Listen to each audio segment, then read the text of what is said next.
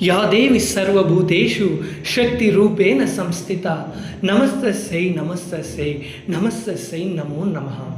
ನಮಸ್ಕಾರ ಗೆಳೆಯರೆ, ನಾನು ಇಂದು ಬಂದಿರುವುದು ನಾನು ಹಾಕುವ ಪ್ರತಿಯೊಂದು ಹೆಜ್ಜೆಯು ಒಂದೊಂದು ಪೌರಾಣಿಕತೆಯನ್ನು ಎತ್ತಿ ಹಿಡಿಯುವ, ನಾನು ಕಾಣುವ ಪ್ರತಿಯೊಂದು ಕಲ್ಲು ಒಂದೊಂದು ರಾಜ ಮನೆತನವನ್ನು ನೆನಪು ಮಾಡುವ, ನಾನು ಸ್ಪರ್ಶಿಸುವ ಒಂದು ಹಿಡಿ ಮಣ್ಣು ಸಹ ರಣಭೀಕರ ರಣಭಯಂಕರ ಭಯಗರ್ಭಿತ ಯುದ್ಧ ಕಥೆಗಳನ್ನು ಮೆಲುಕು ಹಾಕುವಂತಹ ನಮ್ಮ ಚಿನ್ನದ ನಾಡು ಕೋಲಾರ ಜಿಲ್ಲೆಯ ಅಧಿದೇವತೆಯಾಗಿ ನೆಲೆ ನಿಂತಿರುವಂತಹ ಶ್ರೀ ಕೋಲಾರಮ್ಮನ ದೇಗುಲವಿದು.